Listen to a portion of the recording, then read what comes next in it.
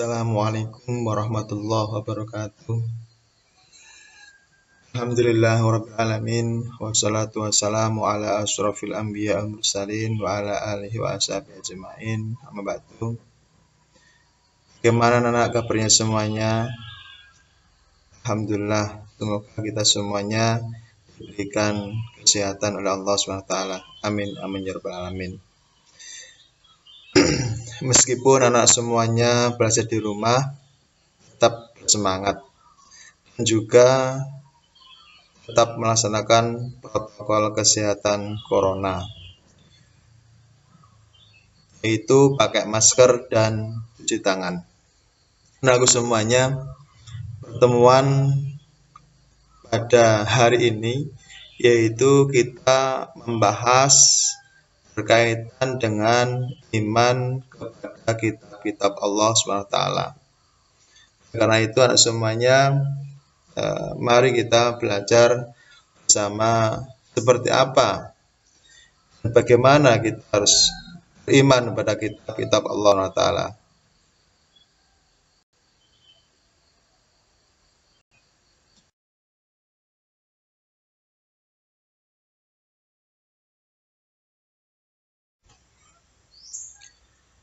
Semuanya, berikutnya adalah kita memahami kitab-kitab Allah. Yang pertama adalah kitab Taurat. Kita ketahui bahwa kitab Taurat ini diturunkan kepada Nabi Musa alaihissalam, yaitu pada abad ke-12 sebelum Masehi, yang ditujukan pada kaum atau Bani Israel. Dijelaskan dalam Al-Quran surah Al-Isra ayat 2. A'udzubillahi minasyaitonirrajim. Bismillahirrahmanirrahim.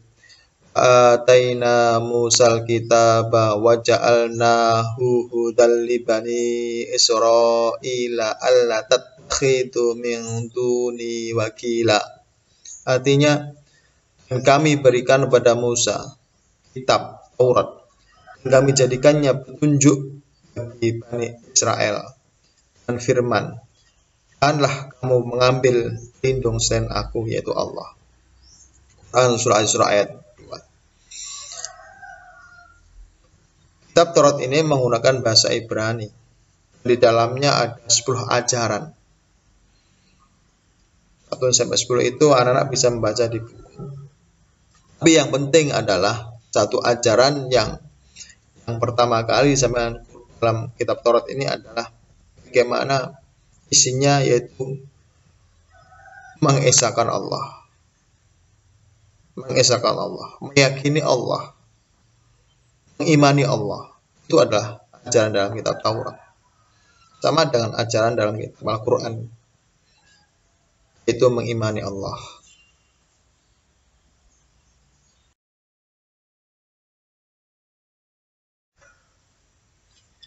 Kitab berikutnya yang kedua yaitu kitab Zabur. Kitab Zabur ini adalah kitab yang diturunkan oleh Allah kepada Nabi Daud alaihissalam, yaitu pada tahun atau abad ke-10 sebelum Masehi. Zabur ini menggunakan bahasa Kipti. Kitab Zabur diturunkan pada bangsa atau kaum Bani Israel ataupun Yahudi.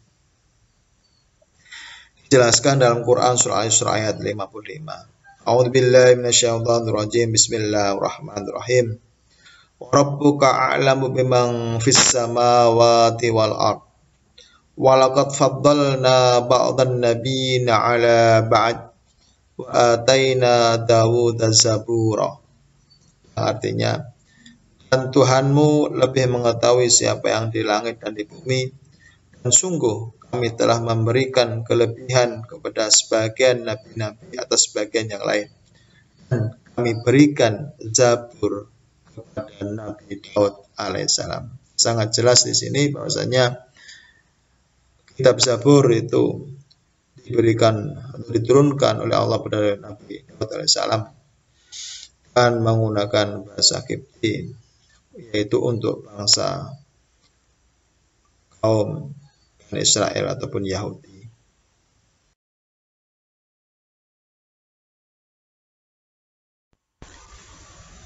Berikutnya yang ketiga, kitab Injil.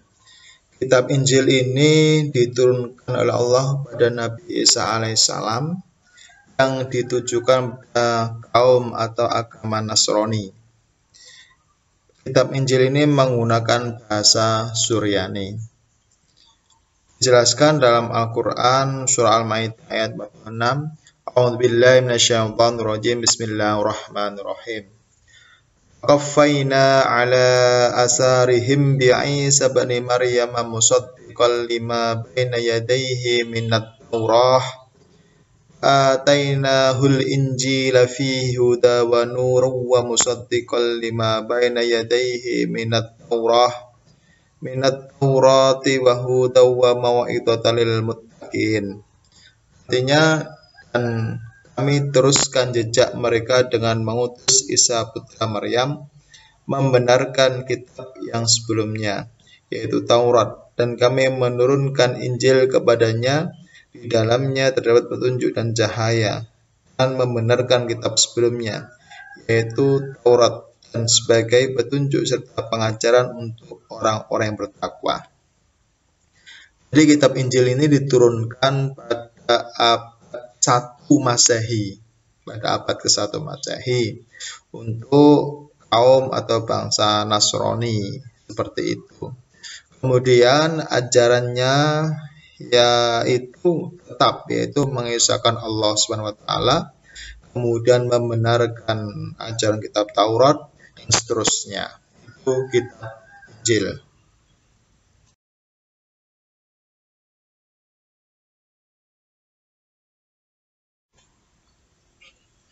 Selanjutnya yang keempat yaitu kitab Al-Quran.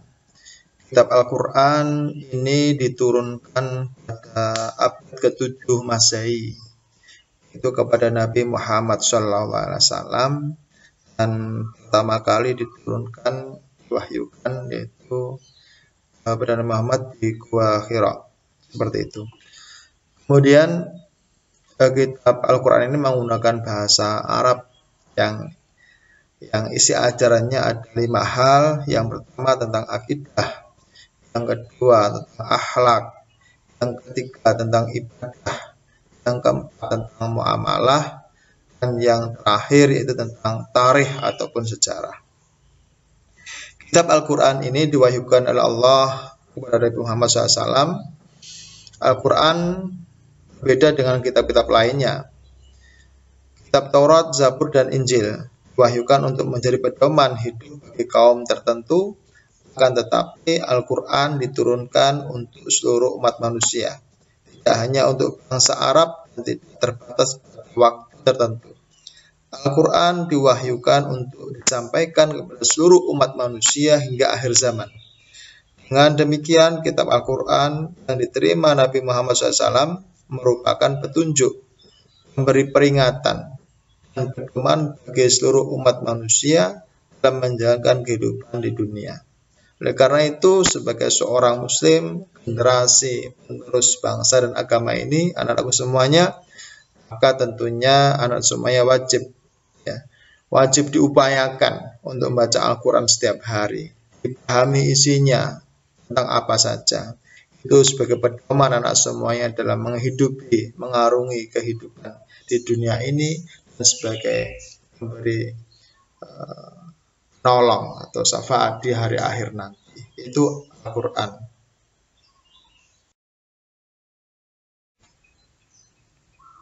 Dasar atau dalil dari Al-Quran atau kitab Al-Quran tadi adalah Quran surah Al-Furqan ayat yang pertama. A'udzubillahi minasyaitonirrajim. Bismillahirrahmanirrahim.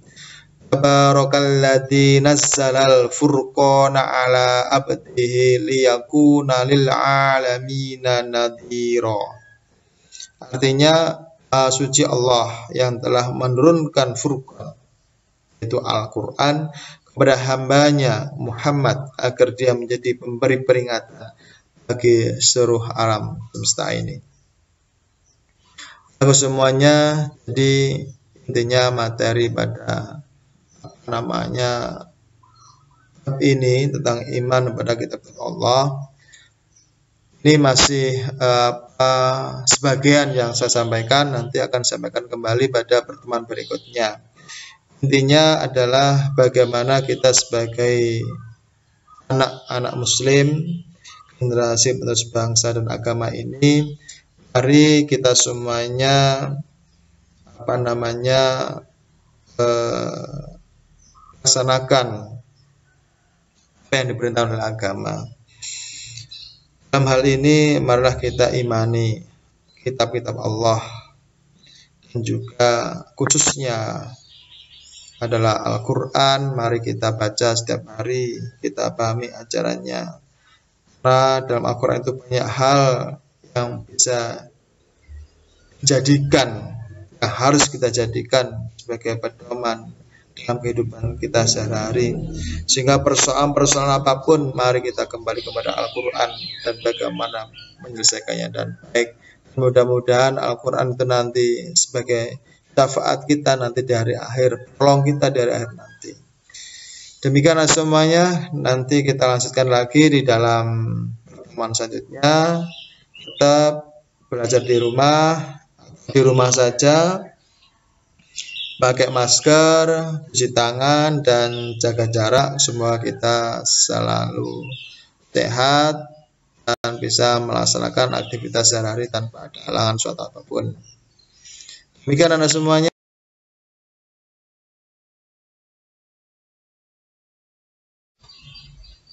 Dan terima kasih kami sampaikan semuanya. Mohon maaf apabila ada mungkin kata-kata saya yang kurang tepat, yang kurang pas di hati Anda semuanya, mohon maaf.